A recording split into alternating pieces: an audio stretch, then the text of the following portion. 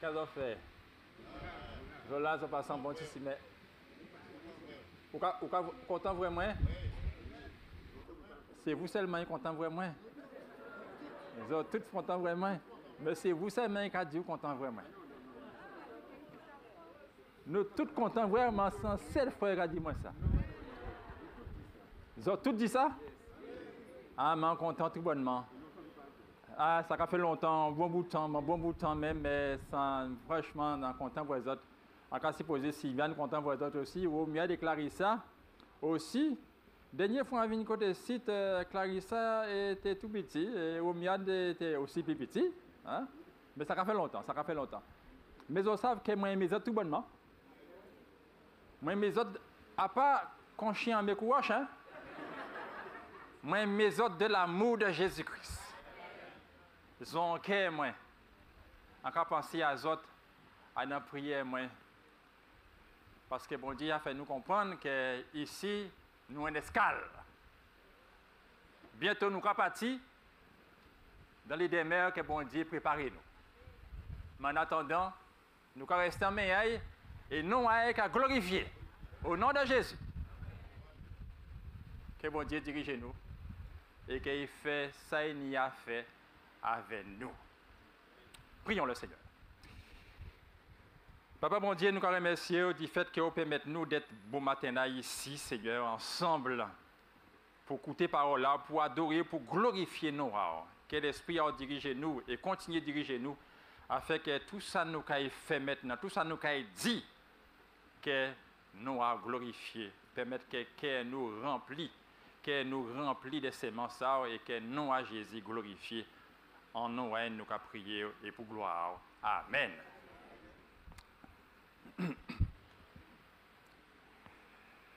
Mes amis, vous avez entendu le texte qui a été lu en introduction, le texte de Luc chapitre 22, verset 24.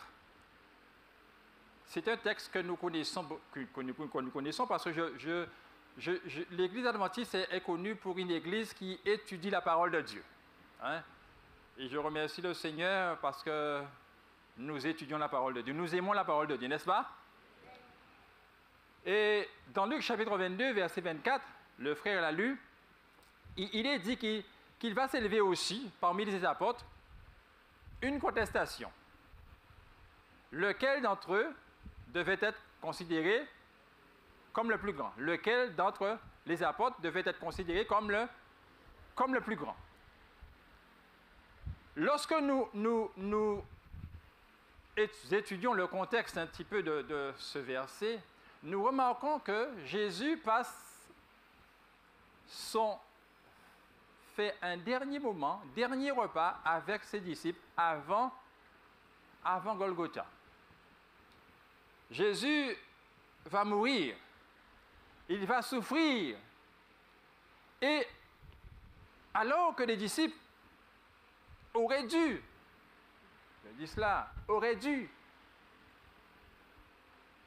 accompagner, encourager leur Seigneur, qu'est-ce qu'ils font? Ils sont en train de discuter pour savoir qui parmi eux serait considéré comme le plus grand. Vous savez, dans la société dans laquelle nous vivons,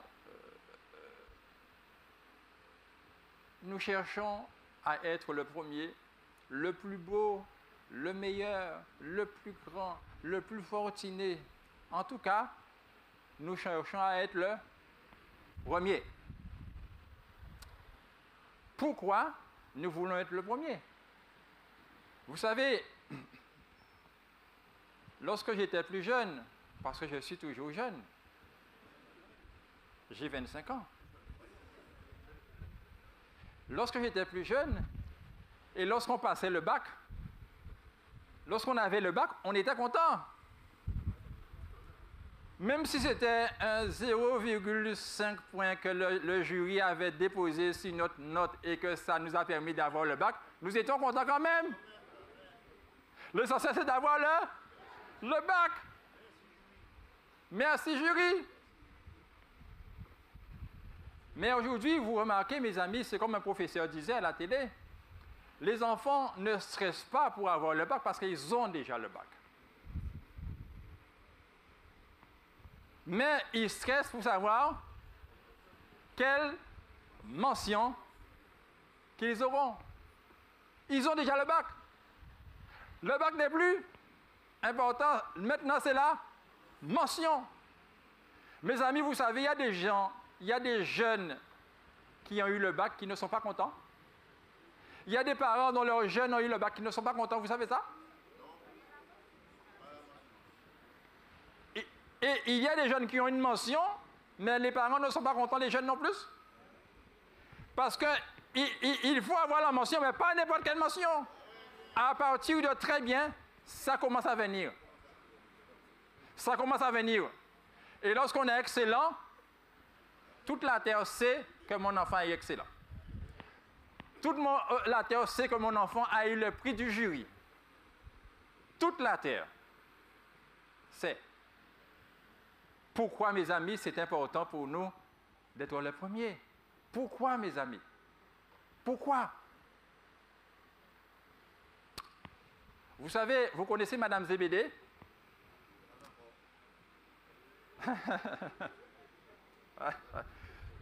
Hey, Madame Zébédée, nous voyons cela dans Matthieu chapitre 20 à partir du verset 20. Madame Zébédée, qu'est-ce qu'elle va faire? Elle va prendre ses deux enfants et elle va s'avancer et elle va se prosterner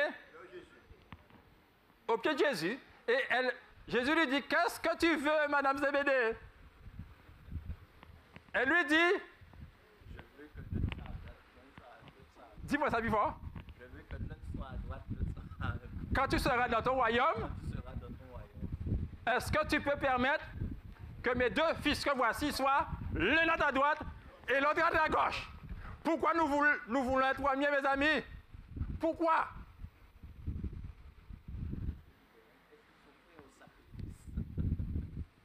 Oui, mais pourquoi ils veulent être le premier? Pour se faire voir? Pour l'honneur? Dignité de la famille? OK. Bon. Vous savez une chose, Jésus... Est-ce que vous savez que Jésus nous aime? Vous êtes sûr de cela? OK. Jésus, il marche tranquillement. Nous sommes dans Matthieu chapitre 4 à partir du verset 18. Il marche tranquillement. Et qu'a fait-il pour Maï? Il se promène et tout au long de la mer de Galilée, il se promène et qu'est-ce qu'il voit? Il voit deux frères. Simon, appelé Pierre, et André, son frère. Qu'est-ce qu'ils font? Ils sont en train de pêcher parce qu'ils ont jeté. Eh oui, ce sont des pêcheurs. Jésus leur dit, suivez-moi et je vous ferai pêcheurs d'hommes. OK. Alors, Jésus continue sa petite promenade et puis, qu'est-ce qu'ils voient encore? Deux autres frères. Alors, dites-moi les noms. Jacques, fils de, et Jean, son frère. Et qu'est-ce qu'ils font? Non, ils ne pêchent pas. Ah non, ils ne pêchent pas. Ils sont en train de réparer leur filet dans la barque avec leur papa, M. Zébédée. Et puis, Jésus leur dit, suivez-moi et qu'est-ce qu'ils font? Ils vont laisser leur filet, laisser papa, laisser la barque et suivre Jésus. Que fait aussi Pierre et André? Ils vont laisser leur filet et suivre Jésus. OK. Maintenant, on va essayer de comprendre. Qu'est-ce que Jésus dit? Au 4. Qu'est-ce qu'il dit au 4? Il utilise un seul verbe. Il dit suivez-moi. Suivez-moi. OK. Question. Lorsqu'on suit quelqu'un, on est devant la personne ou derrière la personne? Attendez. Tu dis plus de derrière. On peut être devant aussi de temps en temps. Non. Non. Est-ce qu'on peut suivre devant? Lorsqu'on suit, on est derrière. On n'est pas devant. C'est sûr ça? Vous êtes d'accord? On est derrière. Mais pourquoi nous voulons être pour le premier? Le premier, il est où? Il est derrière ou il est devant? Ah ah, bon Dieu. Pourquoi nous voulons être le premier? OK. J'ai entendu un truc là. C'est l'homme. C'est l'homme. OK. Dans le livre de la Genèse, chapitre 3, à partir du verset 1er. Genèse, chapitre 3, à partir du verset 1er. Le narrateur parle d'un animal. C'est le serpent, qui est le plus rusé de tous les animaux des champs que Dieu a créés. Et ce fameux serpent, il dit à la femme, Dieu a-t-il réellement dit que vous ne mangerez pas de tous les arbres du jardin? La femme répondit, nous mangeons du fruit des arbres du jardin. Mais quant au fruit de l'arbre qui est au milieu du jardin, Dieu a dit, vous n'en mangerez point et vous n'y toucherez point de peur que vous ne mouriez. Ça, c'est la consigne de... C'était un ordre ou un conseil? Vous n'y toucherez point et vous n'y mangerez point. Si vous en mangez, vous allez mourir. C'est ce qu'a dit Dieu. L'autorité. OK. Le serpent dit à la femme, vous ne mourrez point. Mais Dieu sait que le jour où vous en mangerez, vos yeux s'ouvriront. Cela veut dire que les yeux étaient fermés. Le jour où vous en mangerez, vos yeux s'ouvriront. Et que vous serez comme des dieux connaissant le bien et le mal.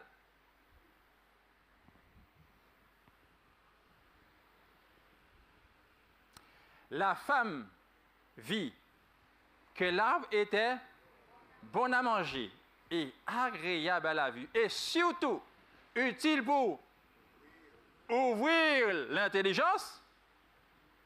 Elle en prit de son fruit et en mangea et en donna à son mari qui était auprès d'elle, et il en mangea aussi. Remarquez, mes amis, quand vous êtes commerciaux, vous avez un produit à vendre. Est-ce que c'est cela? Mais pour que le produit soit vendu, il faut qu'il soit attractif. J'ai travaillé dans le commerce à Paris. Mais vous savez, je vendais du produit informatique. Le plus gros du travail, je le faisais à la maison. Parce qu'il faut préparer ce produit-là. Il faut le préparer. Il faut le rendre attrayant. Quitte à exagérer. Mais il faut que lorsque le client vient dans le magasin, qu'il puisse faire un chèque. Parce que plus il fait des chèques, plus aussi le salaire va augmenter. Donc, je travaillais beaucoup le soir à la maison. Et quand le client vient, il faut le manger.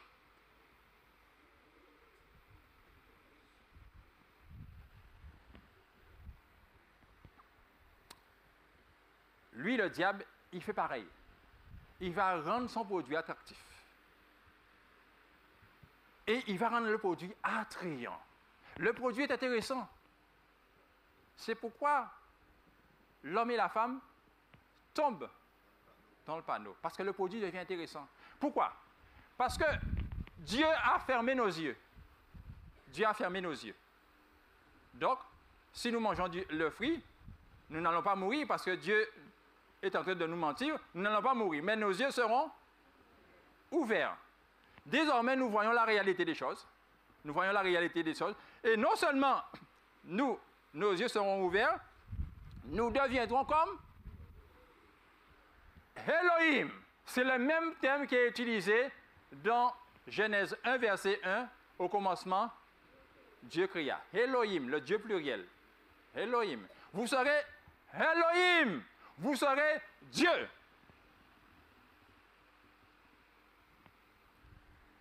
Et, attention, vos yeux s'ouvriront. Désormais, vous avez une perspective qui s'ouvre à vous. Et c'est pourquoi le narrateur dit que la femme vit que l'arbre était bon à manger et agréable à la vue, et surtout utile pour ouvrir l'intelligence, le développement personnel. On se développe, les horizons s'ouvrent, les perspectives s'ouvrent. Ah, nous étions enfermés avec Dieu. Maintenant, on s'ouvre. On s'ouvre, mes amis. On s'ouvre.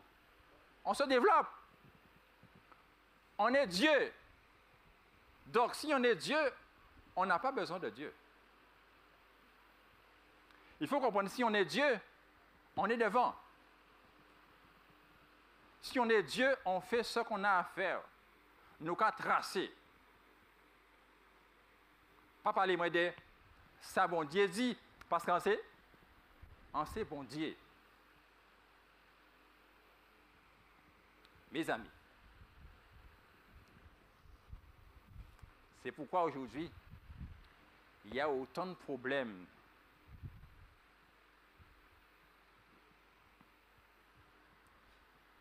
dans nos églises, dans nos foyers. Parce que nous avons perdu cette vision, la vision de Dieu.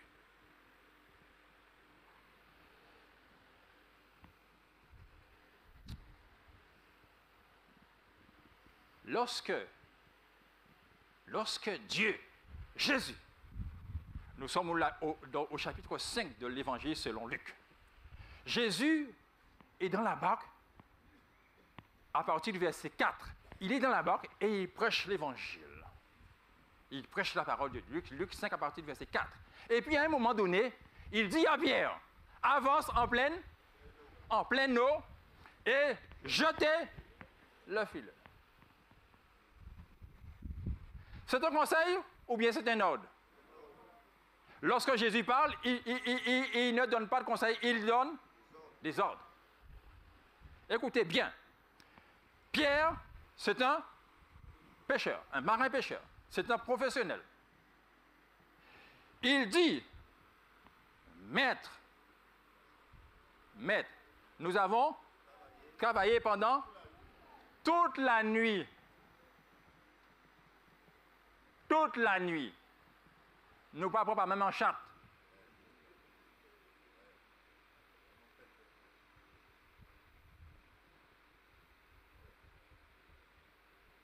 Mais, sur ta parole, j'obéirai, je jetterai le filet. Vous savez, il y a un élément important. Il faut qu'on arrive à se mettre à sa place. Chacun a une place. Ma maman écrivait, quand j'étais petit, ma maman, il écrivait sur le mur, parce que les enfants, vous savez, lorsqu'on est des enfants désordonnés, ma maman écrivait sur le mur avec de la craie. Elle avait une belle écriture. Maintenant, elle est malvoyante, mais elle avait une très très belle écriture. Elle écrivait chaque chose à sa place, une place pour chaque chose.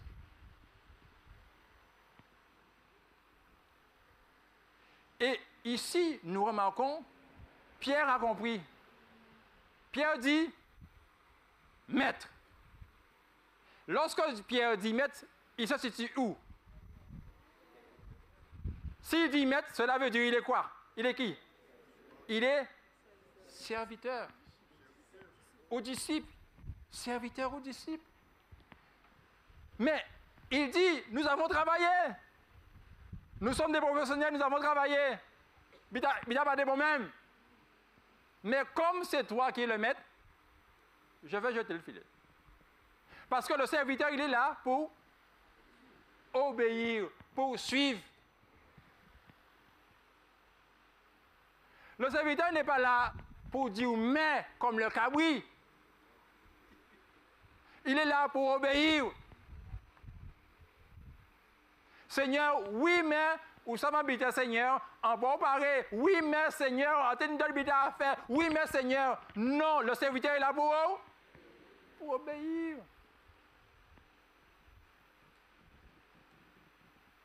André, Jacques,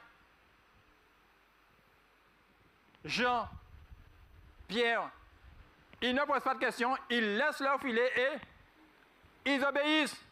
Pierre, il obéit. Parce que le serviteur est là pour obéir.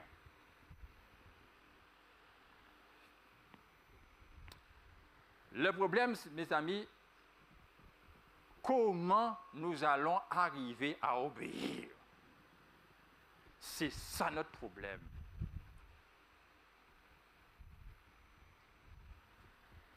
Quand quelqu'un marche sur mes pieds, même sous demandant pardon, en qui satisfait là, qui marche dans les pieds.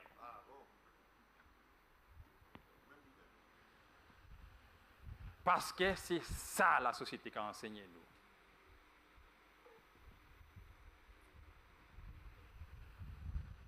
Comment nous allons faire pour obéir, mes amis? Comment nous allons y arriver? Et il faut obéir. Alors, Paul, mon ami Paul, c'est mon ami. Il est déjà mort, mais je demande à Dieu de me permettre d'être là-haut aussi avec Paul, parce qu'il y a une question à poser. On a une question à poser? On a une question à poser, Paul.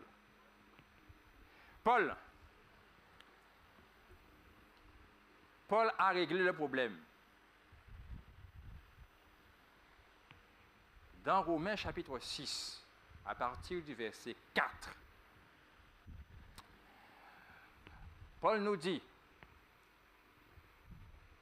nous avons donc été ensevelis avec lui par le baptême en sa mort, afin que comme Christ est ressuscité des morts, de même que nous marchions aussi en nouveauté de vie. Explication. Vous savez, le Paris que vous voyez, moi je m'appelle Paris. Jusqu'au jour où le Seigneur va me donner un nouveau nom.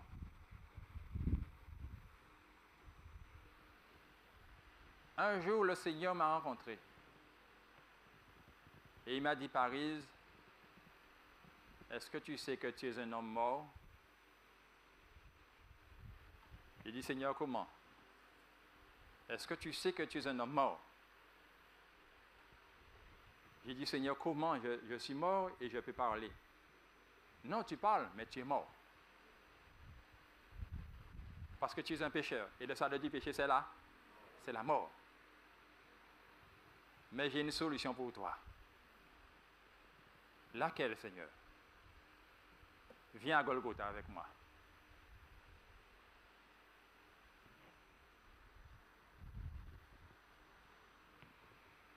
Comment je peux aller à Golgotha avec toi? Ma Golgotha, c'est la croix. Oui, justement. Viens avec moi sur la croix. Mais la croix, c'est la douleur. C'est la mort, Seigneur. Oui, justement, il faut venir avec moi à la croix.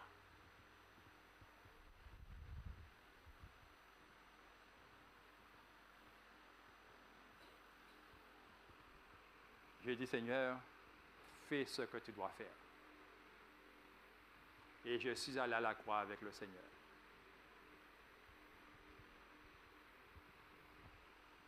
Par la foi, j'ai été à la croix avec le Seigneur. Et quand je suis allé à la croix avec le Seigneur, je suis mort avec le Seigneur à la croix.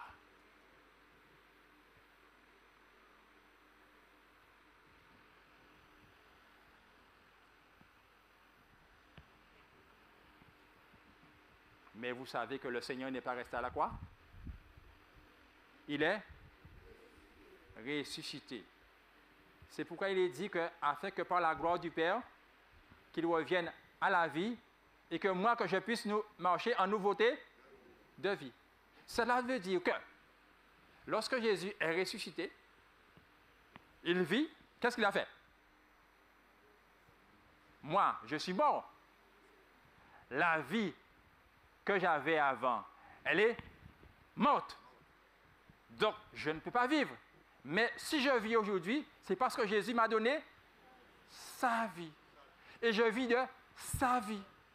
C'est pourquoi Paul dit, dans Galates 2, verset 20, j'ai été crucifié avec Christ. Et si je vis maintenant, ce n'est plus moi qui vis, mais c'est Christ qui vit en moi. Je vis parce que Christ vit en moi. La vie que j'ai, c'est la vie de Christ. C'est la vie de Christ, mes amis. Ce n'est pas ma vie. Donc, je ne peux pas faire ce que je veux faire. Je fais ce que Jésus veut que je fasse. Est-ce que vous me comprenez? Est-ce que vous me comprenez? Cela veut dire quoi? Je suis transformé. Les choses anciennes sont passées et voici toutes choses sont devenues nouvelles. Ce que j'étais avant, je ne le suis plus. Je ne le suis plus. J'ai changé. Je suis libéré. Je ne le suis plus. Cette main-là, elle fait du bien. Quand cette main-là est sur une épaule, c'est pour faire du bien. Ce n'est pas pour donner des claques.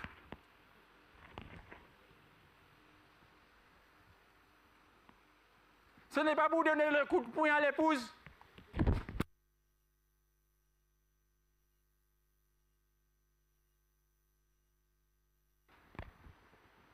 Et ce n'est que pour faire du bien. C'est important, mes amis.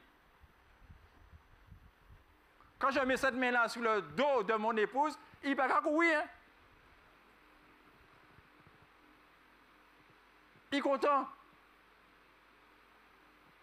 Cela lui fait du bien.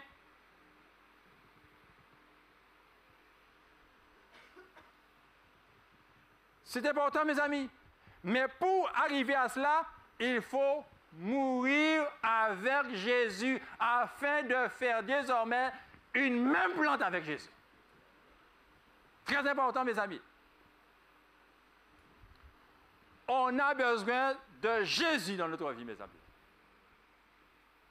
En permanence. C'est très important, mes amis.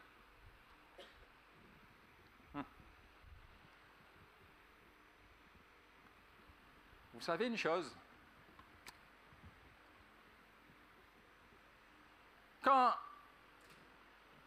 nous avons un problème de boutons ou autre problème avec les vêtements, je ne sais pas, c'est décousu ou encore un bouton est parti, qu'est-ce qu'on fait? On jette le vêtement? Qu'est-ce qu'on fait? Alors, on cherche du fil et on prend le fil et on prend le bouton et on prend le fil et on fait entrer le fil comme ça dans le bouton. Le fil rentre avec la main, on fait entrer le fil et puis voilà, on fait entrer le fil dans le vêtement et après on tire le fil avec la main, c'est ça? On fait entrer le fil avec la main, on a le bout de fil là, on fait entrer avec la main.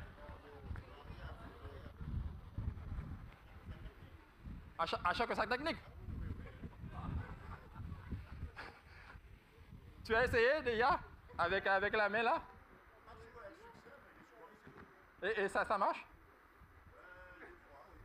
Des fois ça marche? Ah mais il faut monter moins. Hein?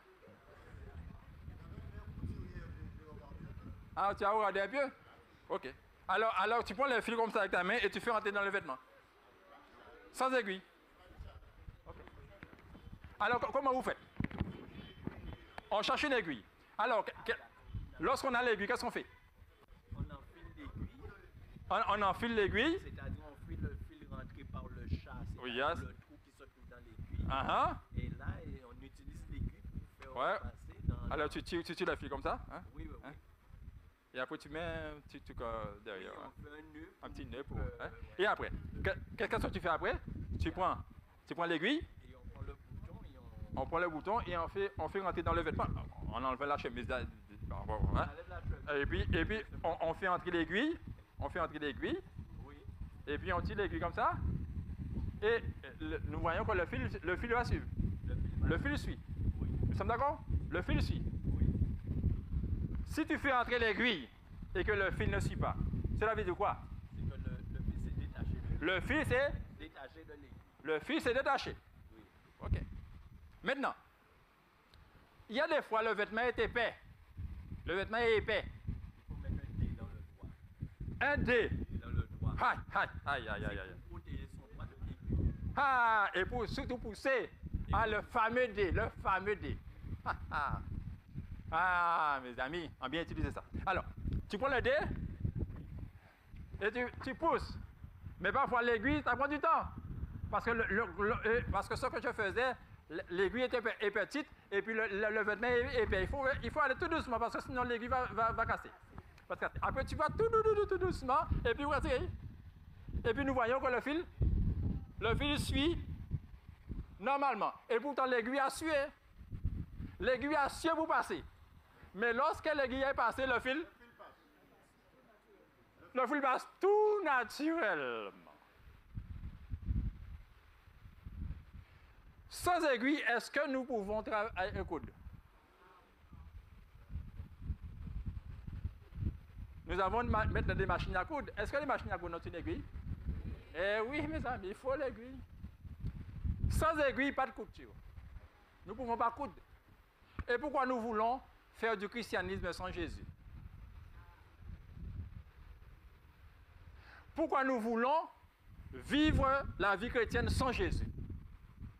Pourquoi nous voulons que les principes de Jésus soient dans notre vie sans Jésus? Pourquoi nous voulons que les principes de Jésus soient dans notre foyer sans Jésus? Alors que Jésus lui-même dit, comme le sarment ne peut de lui-même porter du fruit s'il ne demeure attaché au cep, de même, vous-même, vous ne pouvez rien faire.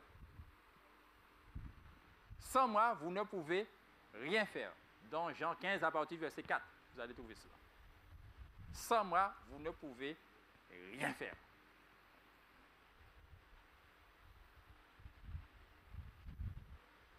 Jésus nous invite à nous ouvrir à sa sainte influence, mes amis. C'est pourquoi Paul dit, celui qui est dans Christ est une nouvelle créature. Les choses se sont passées, voici toutes choses sont devenues nouvelles. Parce que désormais, Christ est dans ma vie. C'est la semence de Jésus qui est dans ma vie.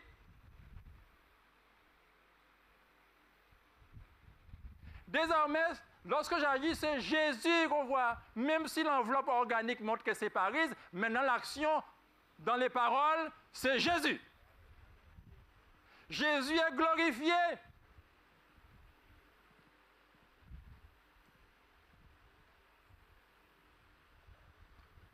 Quand je fais l'action de Jésus, Jésus est glorifié.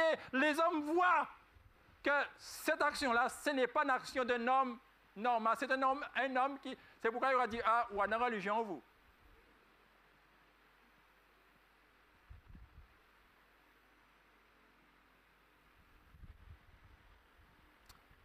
C'est comme...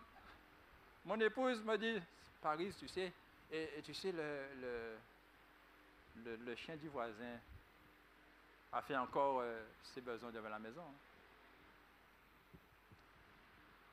Je lui ai dit, continue de prier.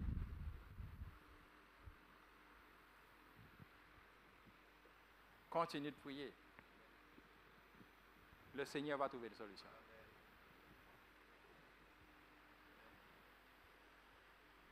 Sans Jésus, on ne peut rien faire. Mettons Jésus en premier. Jésus fera ce qu'il doit faire. Ou qui parler, ou qui a parlé, Maintenant, c'est la prière. Jésus agit. Sans Jésus, il n'y a pas de christianisme, mes amis. Sans Jésus, il n'y a pas de vie chrétienne, mes amis.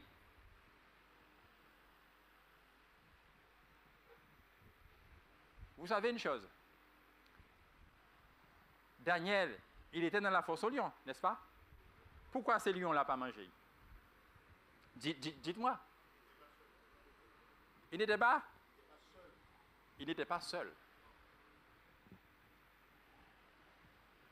Non seulement il n'était pas seul, mais Dieu a mis quelque chose dans les lions. Et il a fait comprendre aux lions, si vous mangez celui-là, il paye mon maison, tout qui est mort. Celui-là, il est immangeable. Et les lions ont faim. Ils ont faim, mes amis. Mais ils ne peuvent pas manger Daniel.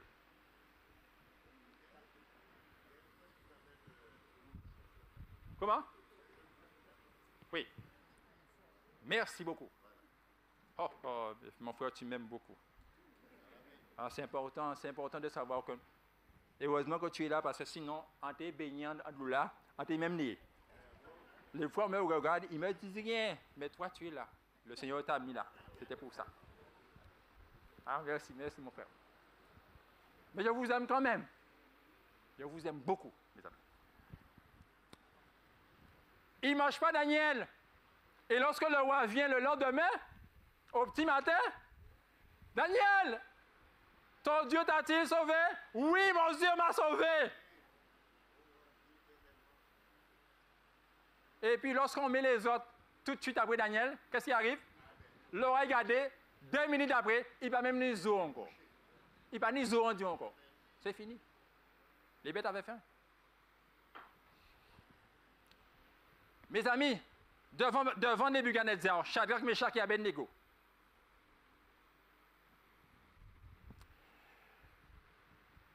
lorsque le roi augmente la pression, la puissance de la chaleur de la fournaise ardente, cette fois, le roi change de couleur. Mais les enfants de Dieu ne changent pas de couleur. Hein. Ils restent nos frappes, tranquilles, sereins. Sache au roi, nous ne servirons pas tes dieux. Fais ton cinéma si tu veux, mais nous ne servirons pas tes dieux. Lorsque Shadrach, Meshach et Abednego ont été jetés dans la fournaise ardente, où était Jésus?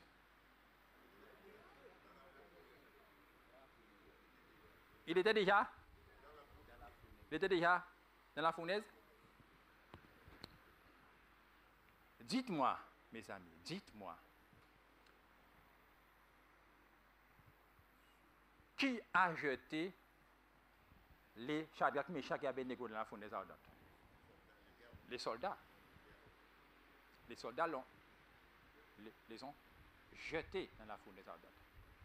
Mais Jésus, ils sont tranquilles parce qu'ils savent que c'est Jésus qui les dirige. Ils savent même si ils autissent, ce n'est pas un problème. Ce n'est pas un problème parce que Jésus est là. Jésus trouvera une solution. Jésus est déjà dans la fournaise parce que Jésus c'est l'aiguille. Et eux, c'est le fil. Rappelez-vous de l'aiguille qui passe avec difficulté. Le vêtement est épais, mais lorsque le fil passe facilement. Quand Jésus passe, je passe. Quand Jésus passe, je passe. En restant attaché à Jésus, je passe, parce que Jésus est passé. C'est pourquoi Paul dit, je suis plus qu'un vainqueur en Jésus. C'est pourquoi on dit dans le chant, le faible dit, je suis fort. Le pauvre dit, je suis riche. Eh oui, mes amis, le faible dit, je suis fort. Et le pauvre dit, je suis riche. Parce que quand Jésus passe, je passe. Rien ne m'arrête. Parce que rien n'arrête Jésus. Je suis malvoyant aujourd'hui. Je suis malvoyant.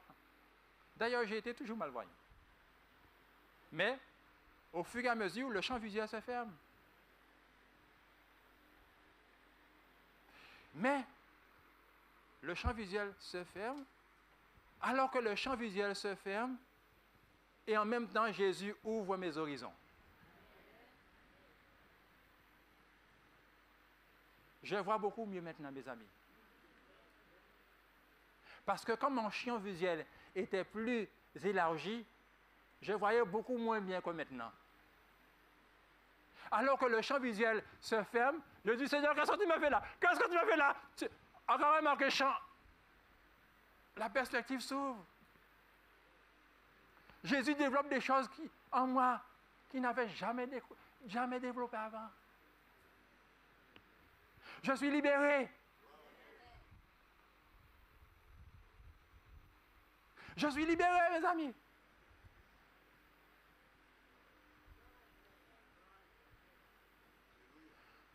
Si tu as un problème de handicap aujourd'hui,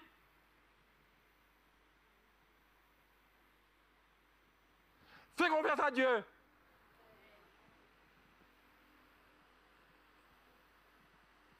Si quelqu'un doit tenir ta main, pas ni problème, fais confiance à Dieu. Parce que vous savez, j'ai été embauché malvoyant en tant que pasteur. Et puis, s'ils viennent me donner des conseils de comment faire ceci, cela. Et quand je venais à Chauvel, en comité d'église le soir,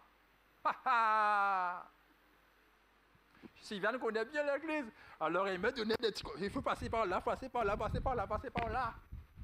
Et puis quand ils me donnaient... tout ça, s'ils viennent dire, moi là, on n'a pas fait ça parce que bon Dieu fait mon enfant de l'autre côté. C'était un problème. Parce que le soir, j'étais toujours très malvoyant le soir, quand il n'y a pas de lumière. Toujours. Et c'était un problème. Mais à un moment donné, Jésus nous a dit, gars, ça, il faut nous arrêter avec ça. Il faut nous arrêter avec ça. Et puis, Jésus nous a libérés.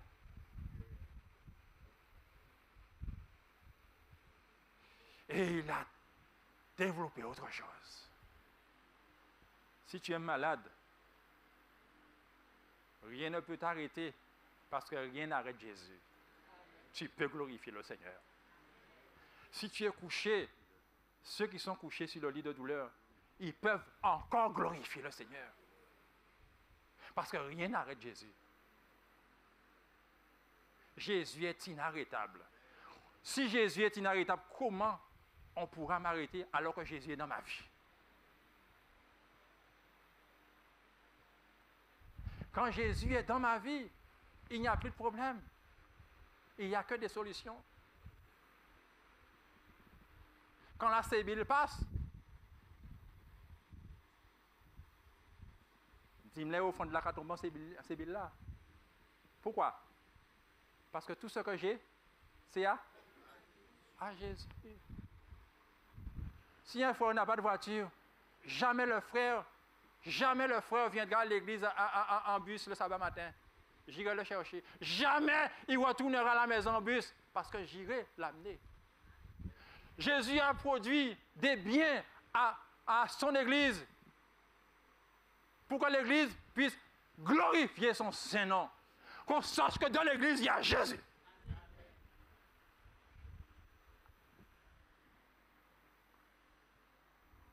Mes amis, Paul, dans Philippiens 2, à partir du verset 2,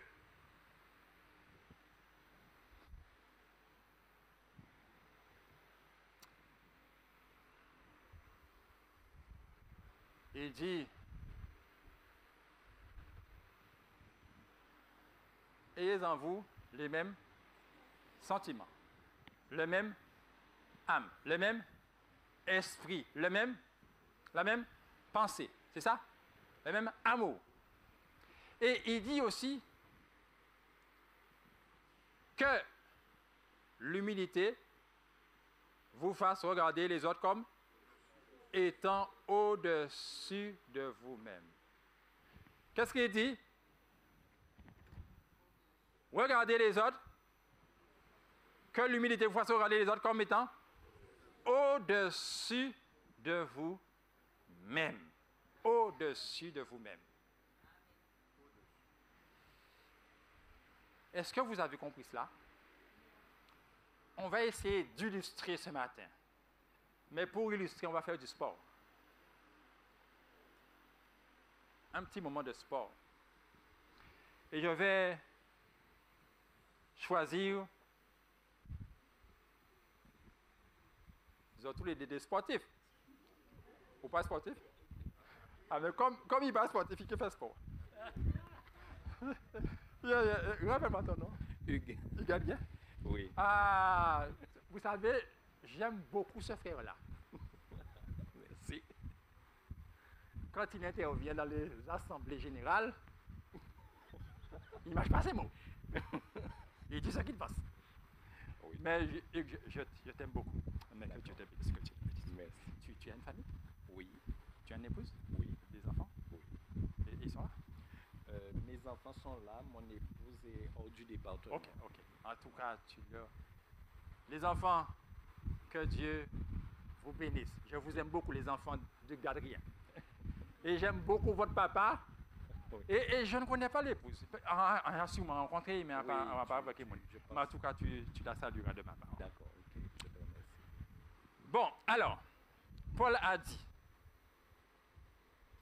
que l'humilité vous fasse regarder les autres comme étant au-dessus de vous-même. C'est ce que Paul a dit. Oui. Tu es d'accord avec ça? Oui, je suis d'accord. Tu es d'accord avec ça? Oui. Ah, ce sera facile pour toi. Alors, comme Paul m'a dit ça, je le fais. Oui. On va illustrer. Maintenant, comme je veux te regarder au-dessus de moi-même, qu'est-ce que je vais faire? Non. Je me baisse. Je me baisse et je te regarde comme étant au-dessus. Oui. Demande. OK? Mais moi aussi, je... Mais toi, comme tu veux suivre Paul, qu'est-ce que tu vas faire? Je vais... Tu vas te baisser. Oui. Tu restes comme ça, hein? Mais oui. OK. Alors, mais maintenant là, si je veux faire ce que Paul demande, qu'est-ce que je fais? Oui. Ouais. Ah, Et si on veut faire ce que Paul dit, à chaque fois, qu'est-ce qui va nous arriver? On descend au fur et à mesure. On sera où? Eh On bien, sera tous les deux au sol. au sol, couchés au sol. Et qui sera debout? Jésus. Jésus. Tu peux aller à ta place. Ok, merci. Jésus, c'est le seul qui doit rester debout.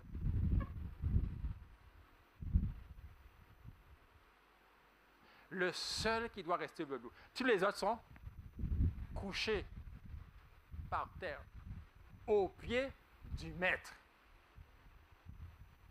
Dans les foyers, qui commande? C'est Jésus qui commande.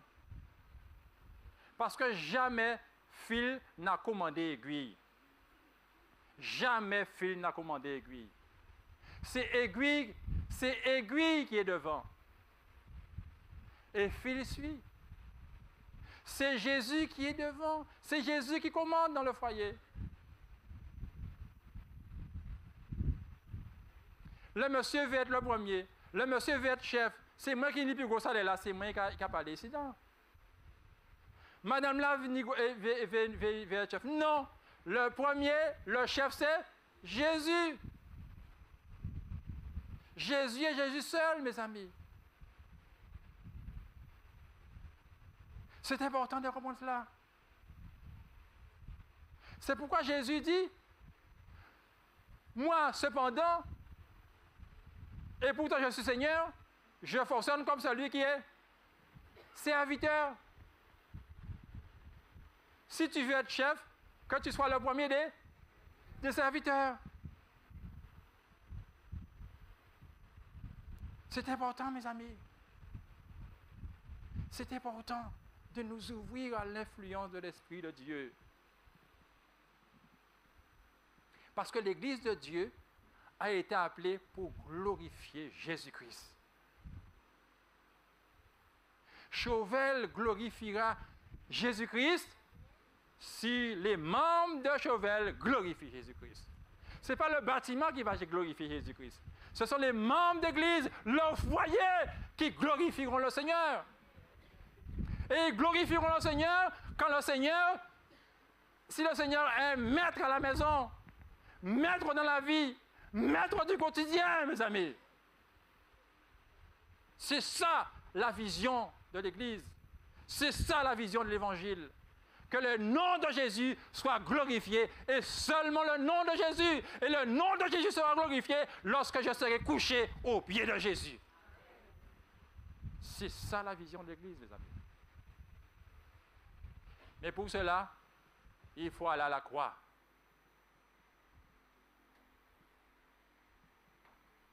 La croix, symboliquement, c'est la mort à moi-même. Je meurs. Je me rends. Seigneur, j'ai trop couru. Ça fait longtemps que je cours. Je ne cours plus, Seigneur, je me rends. Je te donne toutes mes armes, Seigneur. Toutes les armes que j'utilisais avant, je te les donne. Désormais, c'est toi qui dirige ma vie. Je suis mort, Seigneur. Et fais de moi ce que tu veux. Ce midi, est-ce qu'il y a quelqu'un qui veut aller à la croix avec Jésus? Est-ce qu'il y a quelqu'un dans la salle qui veut aller à la croix avec Jésus?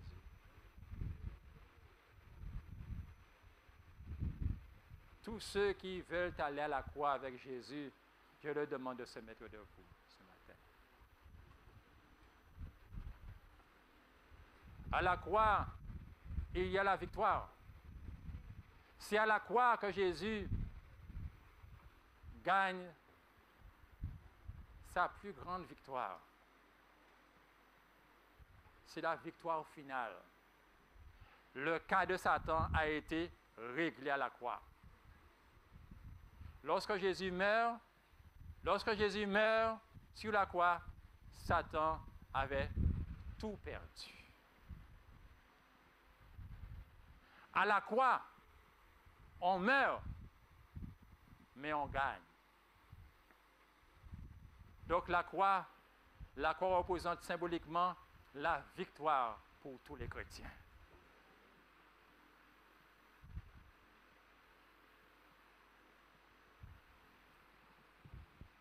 Prions le Seigneur. Père éternel, merci Seigneur pour ce que tu nous as dit ce matin. Père, nous voulons te demander pardon pour nos péchés, nos manquements, nos erreurs, notre imperfection. Pardonne, Seigneur. Et continue, ô divin Maître, de faire ce que tu as décidé avec nous. Permets, Seigneur éternel, que nous soyons dociles entre tes mains, Seigneur, comme l'argile l'est dans les mains du potier. Et Seigneur, fais de nous ce que tu veux. Plante en nous ta semence, afin que désormais que nous soyons une même plante avec Jésus-Christ. Et que cette semence grandisse chaque jour dans nos vies, et que nous devenions des arbres de vie pour la gloire de ton Saint-Nom. Permets que nos foyers, Seigneur éternel, soient acquis pour ta cause. Que nos vies, ton Église, soient acquises pour ta cause, ô divin Maître. Et que toute la terre soit remplie de ta gloire, afin que lorsque tu reviendras, que nous soyons tous prêts à partir avec toi dans ton éternité. Que ton nom et ton nom seul soient bénis à jamais. Je t'ai prié non pas parce que je suis digne, mais c'est au nom de Jésus et pour ta gloire éternelle. Amen.